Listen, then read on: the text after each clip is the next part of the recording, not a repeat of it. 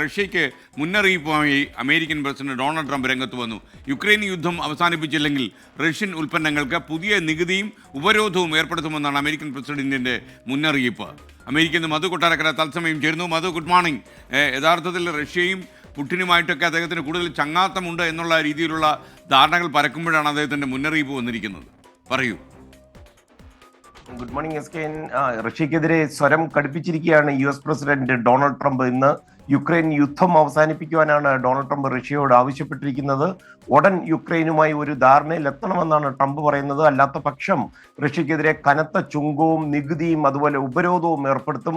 അമേരിക്കയിലും അതുപോലെ അമേരിക്കയുടെ സഖ്യകക്ഷികളും ഉള്ള രാജ്യങ്ങളിലൊക്കെ റഷ്യയുടെ ഉൽപ്പന്നങ്ങൾ വിൽക്കുന്നുണ്ട്. അവിടെയൊക്കെ ചുങ്കം ഏർപ്പെടുത്തും. യുക്രൈൻ യുദ്ധം അവസാനിപ്പിക്കാൻ ഇത് ആദ്യമായിട്ടാണ് ഡൊണാൾഡ് ട്രംപ് ഇത്രയും വളരെ ശക്തമായ ഒരു ഭാഷയിൽ ആവശ്യപ്പെടുന്നത്. അതേസമയം നേരത്തെ സൂചിപ്പിച്ചതുപോലെ വ്ളാദിമിർ പുടിനുമായിട്ടുള്ള സൗഹൃദവും ഡൊണാൾഡ് ട്രംപ് എടുത്തു പറയുന്നുണ്ട്. റഷ്യ പണക്കാതിരിക്കാൻ നോക്കുന്നുണ്ട്. റഷ്യൻ ജനതയെ താൻ ഏറെ സ്നേഹിക്കുന്നുണ്ടെന്നും പറയുന്നുണ്ട്. തെരഞ്ഞെടുപ്പ് സമയത്ത് എന്നാൽ ഡൊണാൾഡ് ട്രംപ് പറഞ്ഞത് അധികാരത്തിലെത്തിയാൽ 24 മണിക്കൂറിനുള്ളിൽ ഈ യുദ്ധം അവസാനിപ്പിക്കുമെന്നായിരുന്നു. ട്രംപിന്റെ ഭീഷണിയോട് റഷ്യ പ്രതികരിച്ചിട്ടുണ്ട്. ഈ കരാർ കൊണ്ട് ട്രംപ് എന്താണ് ഉദ്ദേശിക്കുന്നതെന്ന് റഷ്യക്ക് മനസ്സിലാക്കി തരുവാൻ ഐക്യരാഷ്ട്രസഭയുടെ റഷ്യയുടെ ഡെപ്യൂട്ടി അംബാസഡർ ഡിമിട്രി പുളിയാൻസ്കിയാണ് ഇന്ന് ഇതിനോട് പ്രതികരിച്ചിരിക്കുന്നത്.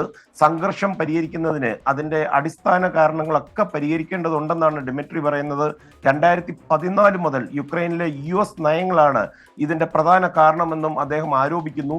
യുക്രൈൻ റഷ്യക്കെതിരെ തിരിയുവാനുള്ള കാരണമായതിന് ഡൊണാൾഡ് ട്രംപ് ഉത്തരവാദിയല്ലെന്ന് പറയുന്നു. എന്നാൽ യുക്രൈന്റെ ഈ റഷ്യ വിരുദ്ധ നിലപാട് അവസാനിപ്പിക്കേണ്ടത് ഇപ്പോൾ ഡൊണാൾഡ് ട്രംപിന്റെ ഉത്തരവാദിത്വമെന്നാണ് റഷ്യ പറയുന്നത്. ഈ US-ഉം റഷ്യയും തമ്മിലുള്ള വ്യാപാര ബന്ധം വളരെ വഷളായിരിക്കുന്ന സാഹചര്യത്തിൽ ഡൊണാൾഡ് ട്രംപിന്റെ ഭീഷണി എത്രത്തോളം ഈ ഫലപ്രദമാകുമെന്നൊക്കെ കണ്ടറിയേണ്ടിയിരിക്കുന്നു. കാരണം ഈ സെൻസസ് ബ്യൂറോയുടെ ഡേറ്റ പ്രകാരം കഴിഞ്ഞ വർഷം $2.9 ബില്യൺ സാധനങ്ങൾ മാത്രമാണ് US-ലേക്ക് കയറ്റുമതി ചെയ്തത്. എന്നാൽ 2021 അതായത് യുദ്ധം ആരംഭിക്കുന്നതിന് മുമ്പ് $29.6 ബില്യൺ റഷ്യൻ ഉൽപ്പന്നങ്ങൾ അമേരിക്കയിൽ എത്തുമായിരുന്നു.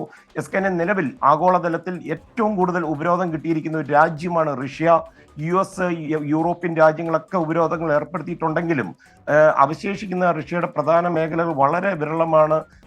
എന്നാൽ ഇതൊക്കെയാണെങ്കിലും റഷ്യൻ ബാങ്കുകളും സൈനിക വ്യവസായ കേന്ദ്രങ്ങളും ഒക്കെ ഈ ഉപരോധങ്ങളെ മറികടക്കാനുള്ള ശ്രമങ്ങൾ നടത്തുകയും ഈ മാറിയ സാഹചര്യവുമായി അവർ ഏറെ പൊരുത്തപ്പെടുകയും ചെയ്തിട്ടുണ്ട്. Thank you. മധു കൊട്ടാരക്കരയാണ് വിവരങ്ങൾ നൽകിയത്. അമേരിക്കൻ പ്രസിഡന്റ് മുന്നറിയിപ്പ് റഷ്യ എങ്ങനെ എടുക്കുമെന്ന കാര്യത്തിൽ സംശയമുണ്ട്. മാത്രമല്ല അതൊക്കെ അവരുടെ രാജ്യത്തേക്കുള്ള ഒരു ഇടപെടലായിട്ട് ചിലപ്പം പുടിൻ വ്യാഖ്യാനിച്ചു എന്ന് വരും. എന്നാലും മണിക്കൂറുകളിൽ റഷ്യയുടെ നിലപാട് എന്താണെന്നൊരു പക്ഷേ നമുക്ക് വ്യക്തമായേക്കാം.